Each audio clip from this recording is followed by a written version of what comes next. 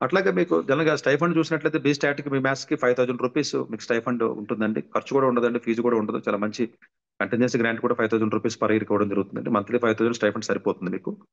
So, ఇది ఓవరాల్‌గా చూసుకున్నట్లయితే మీకు ఫీజు వివరాలండి ఇవి.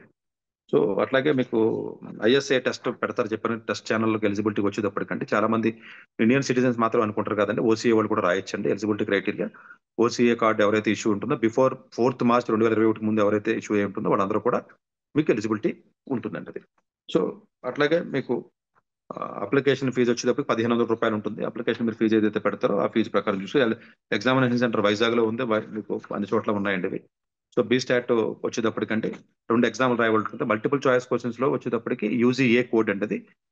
మ్యాథ్స్ సబ్జెక్ట్‌లో మల్టిపుల్ చాయిస్ క్వెషన్స్ రాయవలసి ఉంటుందండి. కలకట్టాలో ఉంటుందండి. ప్రోగ్రామ్ కోడ్ వచ్చేటప్పటికి యూజీఏ. అలాగే ఆఫ్టర్‌నూన్ అది మార్నింగ్ 10:30 టు 12:30 వరకు 2 అవర్స్ ఎగ్జామ్ ఉంటుంది. ఆఫ్టర్‌నూన్ వచ్చి 2-4 2 అవర్స్ ఉంటుంది. డిస్క్రిప్టివ్ ఉంటుందండి. దాని కోడ్ యూజీబీ. అట్లాగే మీకు బి మ్యాథ్స్ చూసుకున్నట్లయితే బెంగుళూరు అండి. బీఎంటీ బెంగుళూరు. ఇది వచ్చేసరికి ఎంసీక్యూ, ఇది కూడా యూజీఏ కోడ్ ఉంటుందండి. ఇది కూడా ఎంసీక్యూ ఉంటుంది. డిస్క్రిప్టివ్ కూడా యూజీబీ సేమ్ ఉంటుందండి. ఓవరాల్ గా మీకు 2 ఎగ్జామ్స్ ఉంటాయి.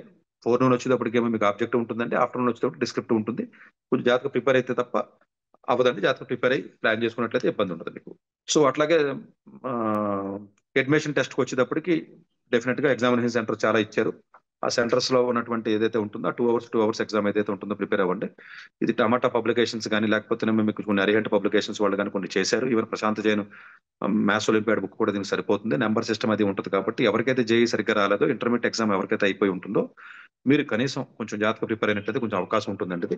ఎగ్జామ్ టైం ఉంది కాబట్టి ఒక 1 మంత్ అలా ఉంది కాబట్టి చేయండి. ఇది మార్చి 31 తారీఖు మనకి లాస్ట్ డేట్ కాబట్టి ఒకవేళ ఈ వీడియో ఎవరన్నా, ఎందుకంటే ఈ వీడియో తర్వాత ఇమీడియట్ గా పోస్ట్ గ్రాడ్యుయేషన్ కూడా వీడియో చేస్తానండి. దానికి కూడా డెడ్ లైన్ మార్చి 31. పోస్ట్ గ్రాడ్యుయేషన్ కూడా కొంచెం డిఫరెంట్ ఉంటుంది కాబట్టి నేను సెపరేట్ గా చేస్తున్నాను కాబట్టి అది కూడా ఎవరన్నా చూసి మీ రిలేషన్స్ గాని తెలిసిన వాళ్ళకుంటే ఇమీడియట్ గా పాస్ ఆన్ చేయండి.